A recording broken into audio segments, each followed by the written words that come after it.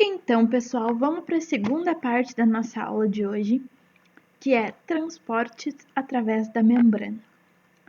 Antes da gente começar a nossa aula, a gente vai fazer uma revisão de alguns conceitos da química que são importantíssimos para vocês entenderem como acontecem os transportes passivo, ativo e mediados por vesículas. São os tipos de transportes que a gente vai comentar hoje. Em primeiro lugar, a gente precisa saber como a energia ela vai ser utilizada aqui. Vocês sabem que existem vários tipos de energia na natureza e no nosso dia a dia também, a gente está em contato com várias. Tem energia elétrica, energia luminosa, energia radioativa, nuclear, mecânica, cinética e por aí vai. Mas a gente vai ter uma energia fundamental que é utilizada nos sistemas biológicos, ou seja, nos organismos vivos, que é a energia química. A energia química é aquela que fica armazenada nas ligações químicas entre os átomos que compõem uma molécula. Quando a gente rompe essas ligações, a energia é liberada e a célula, então, os organismos podem usar aquela energia para fazer determinadas atividades. As células, elas precisam a todo momento de energia para realizar suas atividades. Maioria, mais da metade das atividades, muito mais da metade das atividades que a célula faz, necessitam de energia. Inclusive as atividades que acontecem na membrana plasmática, que são algumas a gente já vai comentar hoje. E na biologia, a gente tem uma molécula específica que vai armazenar uma grande quantidade de energia nas suas ligações. Vocês já conhecem, é uma velha amiga de vocês, que é a queridinha adenosina trifosfato, mais conhecida como ATP. Aqui nesse slide vocês conseguem ver a estrutura de um ATP. A base da molécula é um açúcar, uma ribose, o mesmo tipo de açúcar que forma DNA, RNA, e a gente vai ter uma base nitrogenada, a adenina, a mesma base nitrogenada adenina do RNA e do DNA. E a gente vai ter, além disso, um grupo fosfato. Grupos fosfato, na verdade. E é nessas ligações aqui, entre esses grupos, que vai ter a energia armazenada. Se essas ligações aqui são rompidas, ela vai liberar energia para a célula utilizar.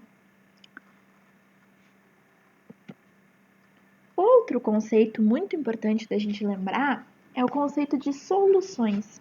Na química, a gente caracteriza uma solução como uma mistura homogênea entre duas ou mais substâncias, havendo um soluto e um solvente. Como assim? Em uma solução, a gente vai ter solutos, normalmente uma ou mais substâncias sólidas, que serão dissolvidas em um solvente, que é normalmente uma substância líquida.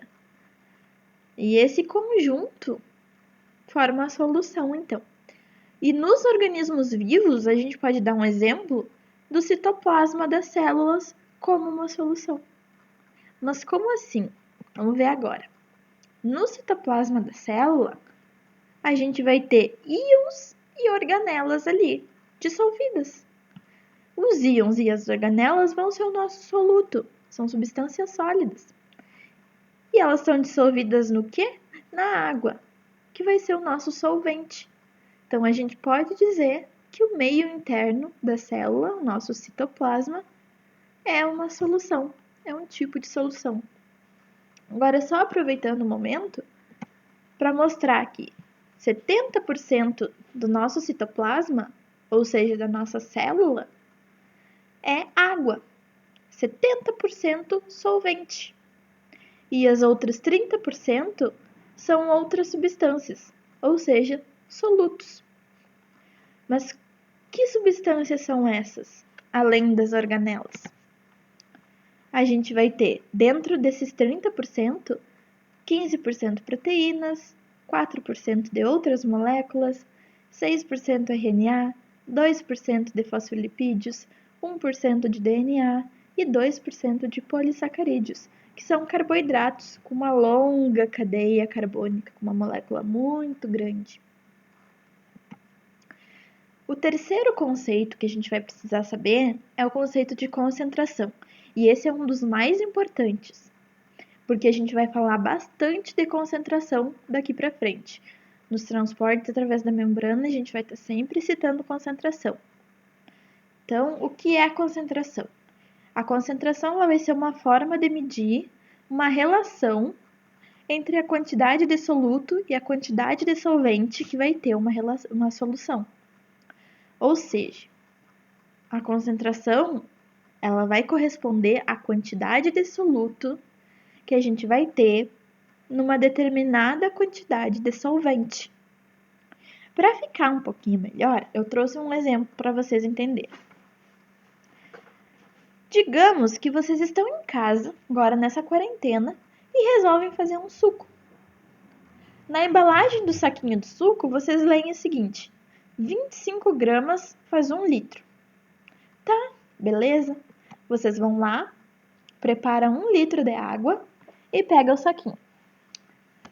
Quando vocês adicionam o pozinho do suco na água, vocês estão criando uma solução. Vocês estão fazendo uma solução. Vocês estão misturando um soluto, que é o pozinho do suco, num solvente, que é a água. E quando vocês misturam essa solução, vocês estão dissolvendo o soluto naquele solvente. Vocês estão dissolvendo o pozinho do suco na água. Para fazer o suco, então, vocês adicionaram uma determinada quantidade de soluto, 25 gramas, em uma certa quantidade de solvente, 1 litro de água. Com isso, o suco de vocês ele vai ter uma determinada concentração. E dependendo das próximas soluções que a gente for ver, dependendo da quantidade de soluto e a quantidade de solvente envolvidos na solução, vocês vão ter concentrações diferentes. Aí, digamos que o irmão de vocês gosta do suco, ou um amigo de vocês gosta do suco de uma maneira diferente. Ao invés de colocar apenas uma embalagem de suco, ele coloca 2, mas ele usa a mesma quantidade de água que vocês. O seu amigo, o seu irmão, também utilizou uma determinada quantidade de soluto, no caso vai ser 50 gramas, 2 saquinhos de suco, para uma determinada quantidade de solvente, o mesmo 1 litro de água. Ele também fez uma solução, mas a concentração do suco dele vai ser diferente da sua.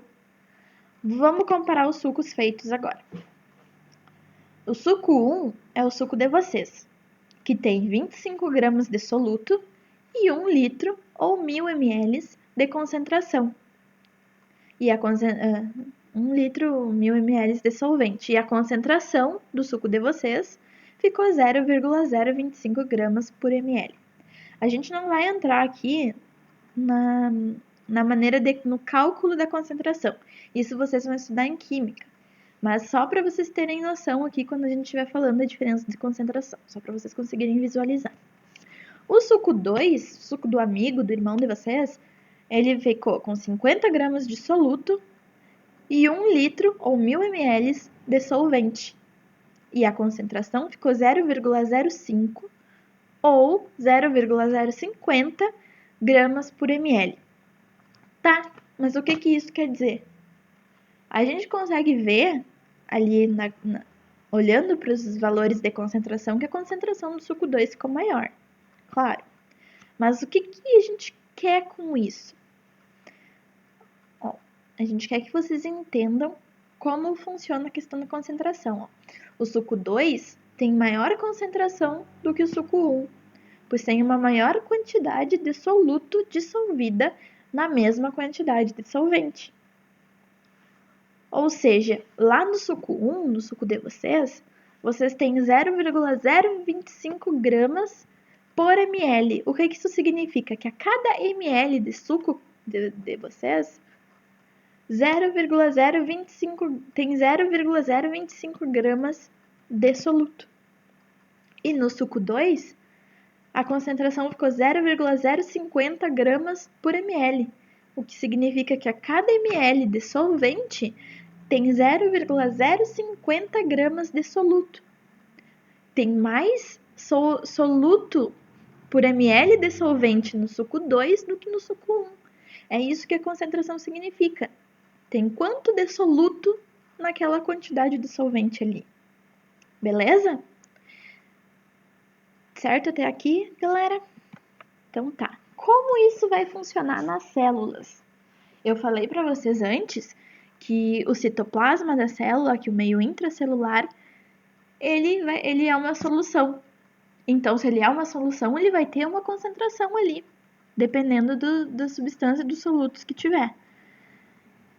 E o meio extracelular da célula, o meio externo à célula, da membrana para fora, também vai ser uma solução, também vai ser a maioria água.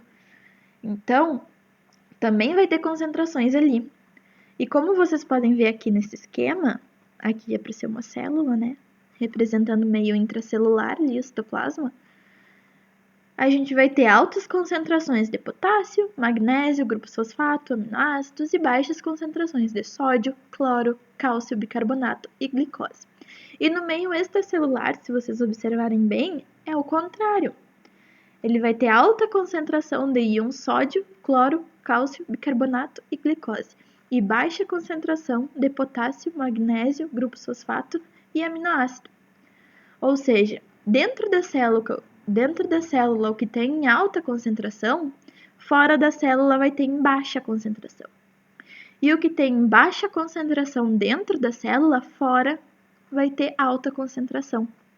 Tá, mas e daí?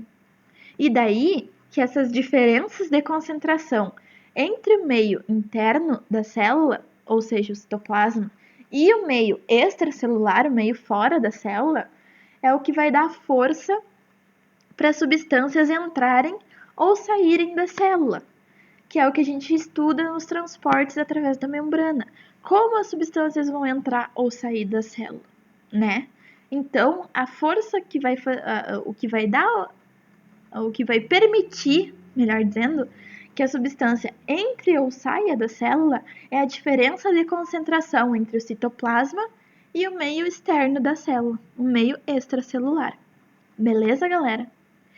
E então, um último tópico, para vocês estarem ligados no que a gente vai ver em seguida, que é os transportes, os tipos de transporte, é o gradiente de concentração, que é uma forma melhor de representar as diferenças de concentração que a gente estava falando antes. Por quê? Em processos naturais, o que a gente entende por processo natural? Um processo sem gasto de energia, que não vai gastar ATP, a tendência do movimento das substâncias, ou seja, para onde aquela substância vai ir, é seguir o gradiente de concentração. O que vai ser o gradiente de concentração? O gradiente de concentração é isso aqui que vocês estão vendo, esse esquema. As substâncias, naturalmente, elas vão ir de uma região com maior concentração, ou seja, alta concentração, que a gente representa a concentração por esses parênteses aqui, elas vão para uma região de menor concentração, com concentração mais baixa. E esse processo a gente também chama de morro abaixo, porque as substâncias elas vêm de uma região com alta concentração, então elas vêm lá do alto e descem o morro até a região com menos concentração. Então, por isso que a gente chama de morro abaixo. Até quando as substâncias ficam fazendo esse movimento? Até quando as substâncias vão entrar ou sair da célula?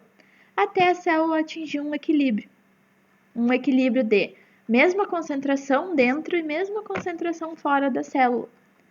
Isso chega a acontecer? Não. A célula nunca vai chegar num equilíbrio de ter a mesma concentração dentro e fora. Pode chegar a medidas aproximadas, mas nunca vai chegar exatamente à mesma concentração. Por isso que esse movimento entre as substâncias vai estar sempre acontecendo. Sempre vai estar entrando coisa na célula e sempre vai estar saindo coisa da célula, porque as concentrações vão estar sempre diferentes. Beleza, pessoal? Vocês entenderam até aqui? Se não entenderam alguma coisa, se faltou alguma coisa, vocês voltem ao início do vídeo, assistam de novo. Se continuarem com dúvidas, venham falar comigo, qualquer coisa. Leiam a apostila de Química, leiam a apostila de Biologia, a parte de soluções lá. E qualquer dúvida, entre em contato, porque vai ser muito importante vocês terem isso na cabeça para a gente falar dos transportes agora e para entender bem como esses transportes funcionam. Beleza, galera? Ok.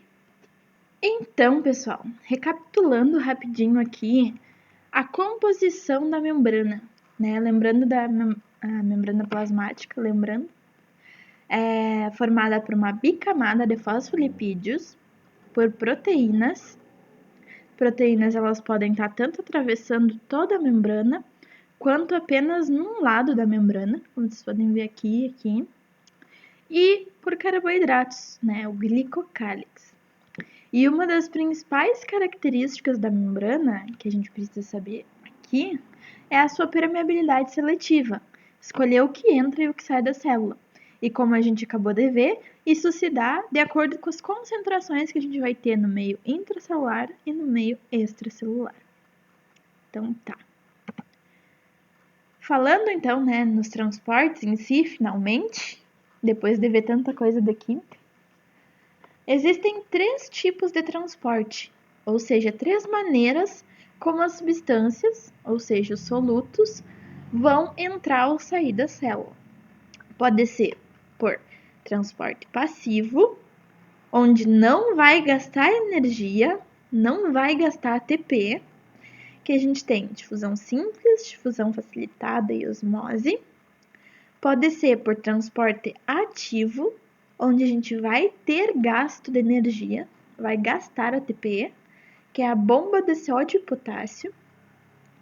E pode ser um transporte mediado por uma vesícula, que é utilizado quando a célula vai absorver ou eliminar grandes quantidades de substâncias, ou substâncias muito grandes.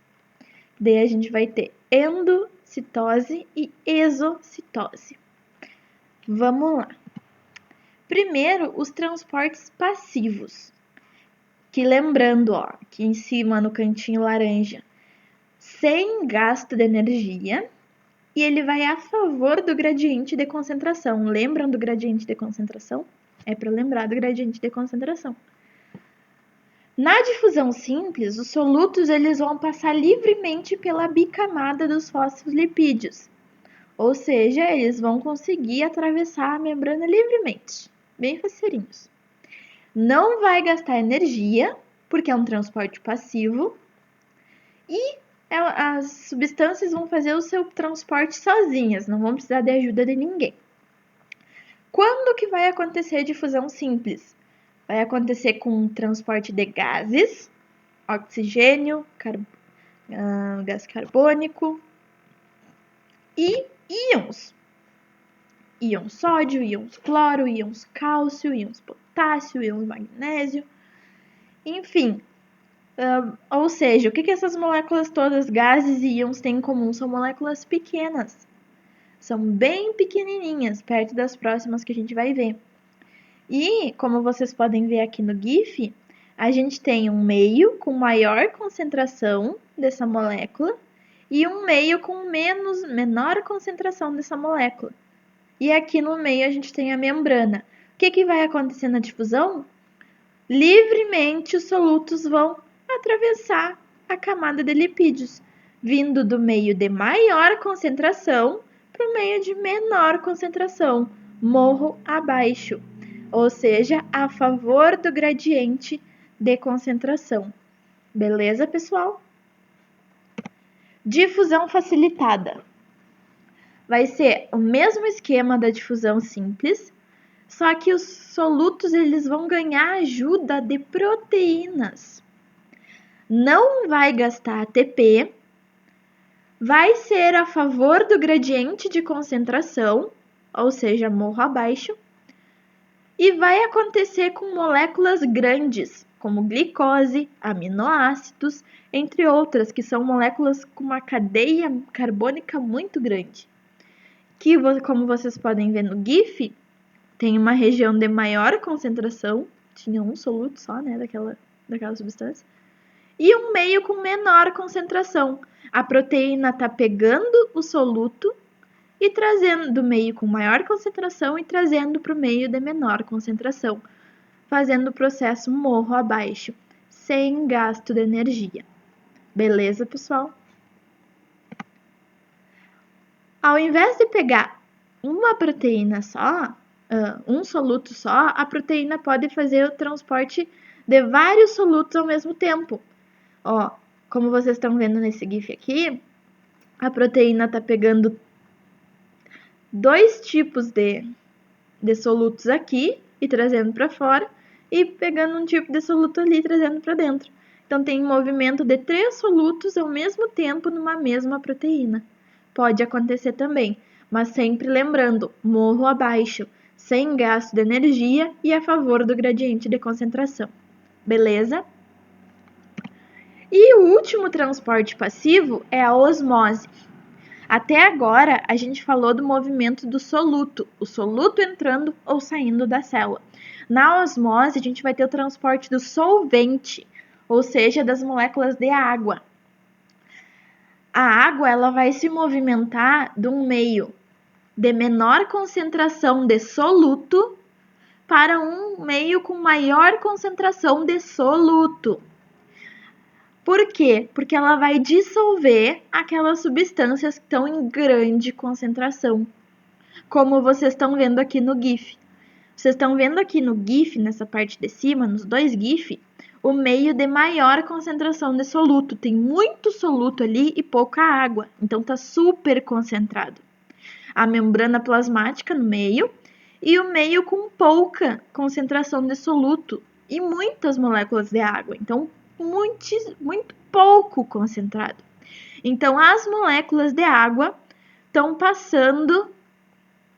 indo do meio com menor concentração de soluto para o meio com maior concentração de soluto, para dissolver aquela alta concentração, para diminuir aquela alta concentração, né? Buscando sempre o equilíbrio.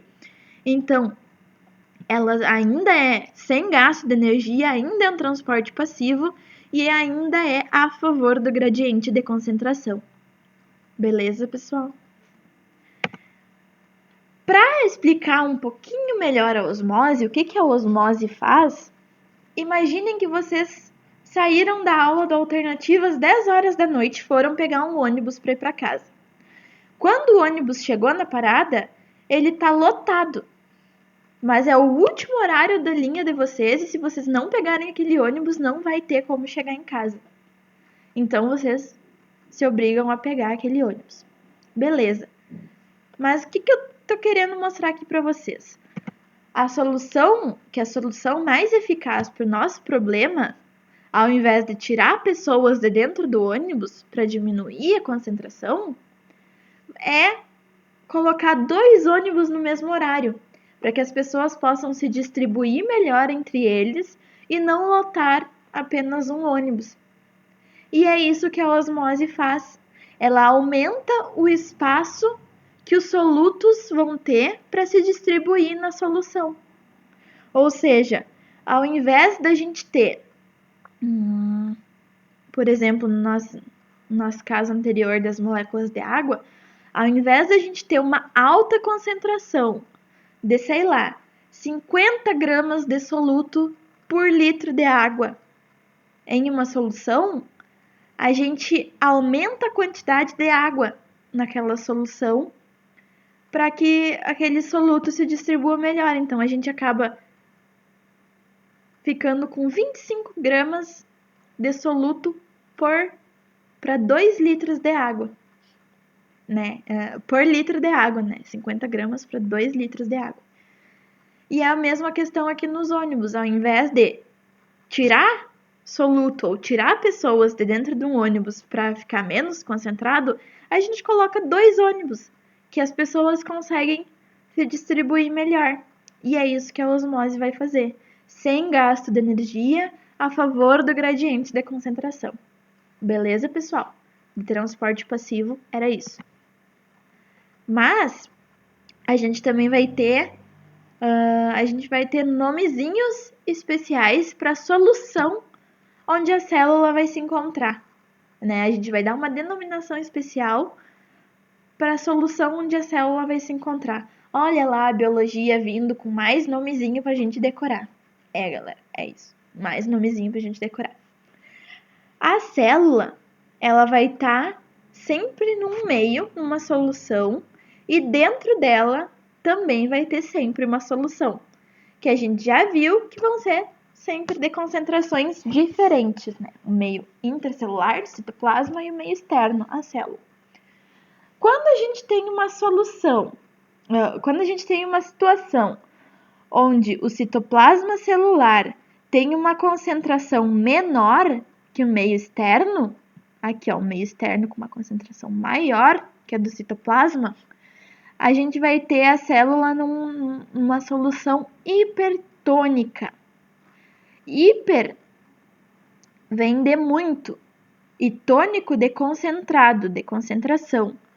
Mas está se referindo ao quê? Ao meio extracelular. Tá aí a pegadinha, ó, galera. O meio extracelular que vai ter a maior concentração, a hiperconcentração, tá? Que é o meio onde a célula vai estar. Quando a gente tem, que eu já expliquei para vocês que a gente nunca vai ter, a concentração do meio intracelular igual à concentração do meio extracelular, a gente tem uma solução isotônica, que é muito raro de acontecer. E quando a gente tem o citoplasma com uma concentração maior que o meio externo, olha aqui embaixo, meio externo com uma concentração menor que a do citoplasma, a gente tem uma solução hipotônica. Hipo, de pouco, tônico, de concentração. Então, se referindo a quê? Ao meio extracelular. O meio extracelular tem a hipoconcentração, a menor concentração. Todos esses nomezinhos aqui, eles vão se referir sempre ao meio extracelular, ao meio externo, meio onde a célula está. Então, hipertônico, a concentração do meio externo é alta, é maior. E a do meio interno, do citoplasma, a concentração é menor. Isotônico, as concentrações são iguais. Hipotônico, a concentração do meio externo é menor que a do citoplasma. E o citoplasma, uma concentração maior. O que vai acontecer nessas situações? Quando o meio externo, na osmose, né, tiver uma concentração maior que a do citoplasma, qual é a tendência da osmose? Ir de uma concentração menor para uma concentração maior. Então, ela vai sair, a água no meio hipertônico vai sair da célula. Anotem isso, galera. Anotem fortemente, façam vários asteriscos, vários marca-textos coloridos nisso. No meio hipertônico, a água sai da célula para dissolver a maior concentração.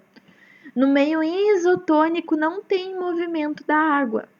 O que eu já falei para vocês, que é muito difícil de acontecer na vida real. E no meio hipotônico, que a concentração do citoplasma é maior e no extracelular é menor, a água na osmose vai entrar na célula. Anotem isso, encham de asteriscos, encham de marca-textos. No meio hipotônico, a água entra na célula. Beleza? Anotem isso, galera. E, para ajudar ainda mais um pouquinho, a osmose acontece de maneiras diferentes em células eucariontes animais e células eucariontes vegetais. Observem o GIF aqui. No meio hipotônico, onde a água entra na célula, se a concentração da célula for tão alta que vai ter que entrar muita água na célula para dissolver aquela concentração, aqui não está mostrando, mas a célula pode explodir. A membrana da célula vai se romper e a célula explode de tanta água que entrou. Pensem num balão. Vocês enchendo um balão com água. Se vocês continuarem sempre enchendo o balão com água, uma hora ele vai explodir, uma hora ele vai estourar. E é o que acontece na célula no meio hipotônico. No isotônico, ou não tem movimento da água, ou a mesma quantidade que entra é a mesma quantidade que sai. Então, o resultado final é nulo. E no meio hipertônico, no meio que a célula no meio que a água sai da célula, a água pode sair tanto se o meio extracelular tiver uma concentração tão alta que a célula murcha até morrer. Sim, a célula pode morrer tanto enchendo de água demais, onde a membrana se rompe, ela explode, tanto perdendo água demais, que ela murcha tanto que não tem água para o metabolismo e ela morre também. E nas células vegetais, nenhuma dessas opções acontece. A célula não morre. Por quê? No meio hipertônico, quando a água sai da célula, a célula vegetal ela tem o vacúolo, que a gente vai ver na aula que vem, armazena substâncias, que ele pode armazenar água. Então pode sair toda a água que tinha no citoplasma, que o vacúolo vai ter água para suprir as necessidades da célula. A célula vai murchar, mas vai se recuperando aos pouquinhos depois por causa do vacúolo, que é esse balãozinho azul que vocês estão vendo aqui. E ela não chega a murchar demais porque tem a parede celular, que mantém o formato da célula sempre. No meio isotônico, mesma quantidade entra, mesma quantidade sai, ou nada entra e nada sai. No meio hipotônico, a célula vai receber água, mas a membrana nunca vai romper, nunca vai explodir. Por quê? Tem o vacúolo para armazenar, especializado para isso, e tem a parede celular, que é rígida. Lembra quando a gente falou de parede celular, que ela é rígida e evita que a membrana celular rompa em algumas situações? Essa é uma situação onde a parede celular vai evitar que a membrana da célula se rompa e a célula exploda. Então a célula continua viva. Depois ela vai eliminar essa água em outra situação, mas continua vivíssima. Beleza, pessoal? O transporte ativo, ele vai ser diferente. O transporte ativo, o soluto vai se movimentar contra o gradiente de concentração. Ao invés de ir naturalmente morro abaixo, o soluto ele vai querer gastar energia morro acima. Pensem que vocês estão andando de bicicleta. Quando vocês vão descer um morro, uma inclinação muito alta, vocês nem pedalam a bicicleta, vocês só vão. Vocês não gastam energia pedalando. Mas para fazer o contrário, morro acima, subir o morro, vocês vão ter que se gastar no pedal e vão ter que suar subindo. É isso que acontece no transporte ativo. O soluto ele já vai estar numa região com pouca concentração e ele vai querer subir para uma região de maior concentração. Ele vai fazer morro acima, ele vai contra o gradiente natural. E esse processo daí contra vai fazer com que ele gaste energia para essas diferenças de concentrações se manter. Então a gente diz que o transporte ativo, o soluto vai morro acima, contra o gradiente natural. E além de ser um processo de muito gasto energético, ele é de certa forma ele é muito necessário para algumas atividades celulares, como a transmissão dos impulsos nervosos, ou seja, as sinapses, que ocorre por meio da bomba de sódio e potássio, que a gente já vai comentar um pouquinho. Ou seja, esse processo de transporte ativo, ele acontece nos neurônios, para a gente conseguir fazer as sinapses, para conseguir transmitir os impulsos nervosos entre os neurônios. Que os meus aparentemente já estão bugando, né? De tanto falar para vocês. Aqui, falando da bomba de sódio e potássio, que é um transporte ativo, com gasto de energia, olhem a etiqueta laranja, com gasto de energia e contra o gradiente de concentração. O que acontece na bomba de sódio e potássio? A concentração normal das células é ter uma grande quantidade de potássio dentro das células e uma alta quantidade de sódio fora das células. Então, dentro da célula, a gente vai ter muito potássio e pouco sódio. Fora da célula, a gente vai ter muito sódio e pouco potássio. Lembra daquele slide que a gente viu das concentrações? Naturalmente, o que aconteceria? Os íons de potássio tenderiam a sair da célula. Dentro da célula tem maior concentração. E os íons de sódio tenderiam a entrar na célula, porque fora da célula que tem uma maior concentração. Como o transporte ativo ele vai ir contra o gradiente de concentração, ele vai cada vez mais colocar potássio para dentro da célula e cada vez mais sódio para fora da célula, que nem vocês podem ver nesse GIF aqui da esquerda. Ó. As bolinhas vermelhas são sódio e as bolinhas azuis são potássio. E essa proteína aqui é a proteína que vai fazer o transporte dos íons sódio e potássio. E aquela bolinha verde que vem para a proteína e se divide em duas? Aquilo ali é o ATP, sinalizando que gasta ATP, que gasta energia para fazer esse processo. Como que acontece isso? A célula vai pegar 2 íons potássio de fora da célula e colocar para dentro.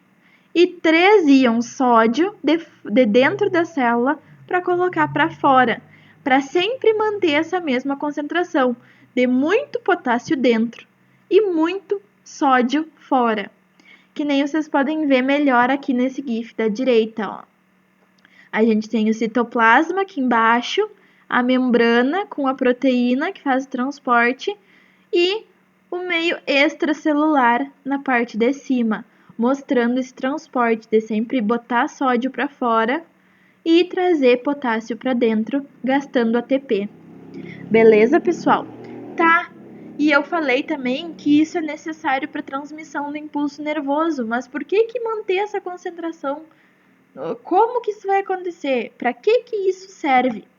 A gente pode ver aqui nesse GIF maravilhoso. Vocês estão vendo aqui nesse GIF, ó, em azul escuro aqui embaixo, é o citoplasma do neurônio, onde tem muito potássio, né? Muito potássio dentro. A gente tem a membrana da célula e em laranjinha ali o exterior do neurônio, meio extracelular. Normalmente temos muito sódio fora e pouco sódio dentro. E muito sódio dentro e muito potássio dentro e pouco potássio fora. O impulso nervoso, a sinapse, é isso aqui que vocês estão vendo. É uma mudança nesses íons, nesse momento. Quando a bomba de sódio e potássio para, acontece aquela ação natural que eu falei para vocês, que a tendência é do potássio sair da célula e do sódio entrar, por causa das diferenças de concentração. O impulso nervoso é quando a bomba para. Só que ela para por milésimos de segundo, né? Só para dar essa diferença. Depois ela começa a funcionar de novo. Então, como que isso acontece? Olhem aqui. Na imagem da esquerda, a gente tem o neurônio e as cargas normais dele, mantidas pela bomba de sódio e potássio. O meio intracelular, no citoplasma do neurônio, é mais negativo, porque tem poucos íons positivos dentro da célula, então ele acaba se tornando mais negativo. E o meio externo, o meio extracelular é positivo, porque tem mais íons positivos. E essas diferenças são mantidas pela bomba de sódio e potássio.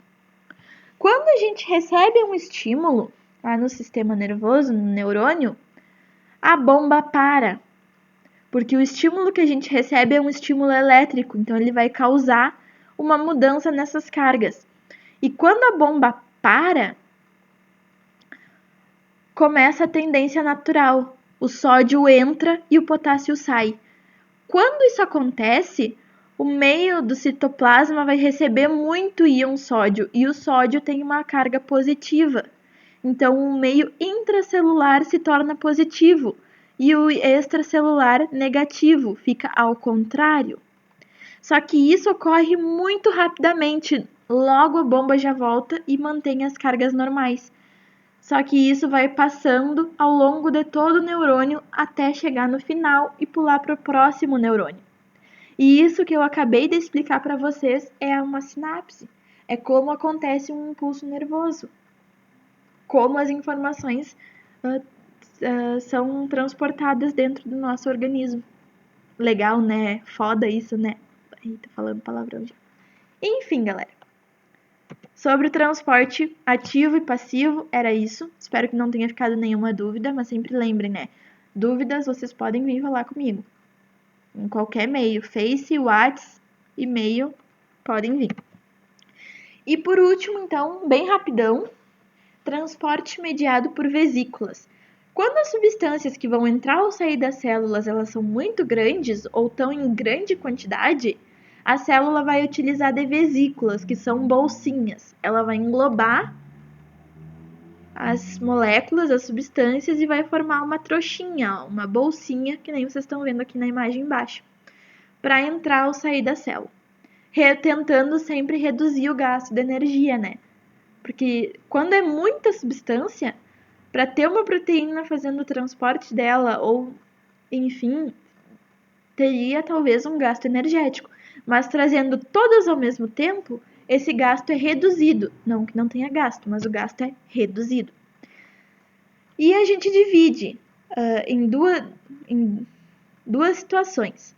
Se as substâncias estão entrando na célula, a gente vai ter uma endocitose. Endo de entrar, citose de célula. Então, entrar na célula. Se as substâncias vão sair da célula, a gente chama de exocitose. Exo, de exit, de saída, citose de célula. Que nem vocês podem ver aqui, a célula absorvendo alguma coisa ou eliminando alguma coisa. E aqui é o mesmo quadro que vocês têm na apostila, diferenciando. Na exocitose, a gente não diferencia. O que está saindo da célula, está saindo da célula. Beleza. Na endocitose, as substâncias estão entrando na célula.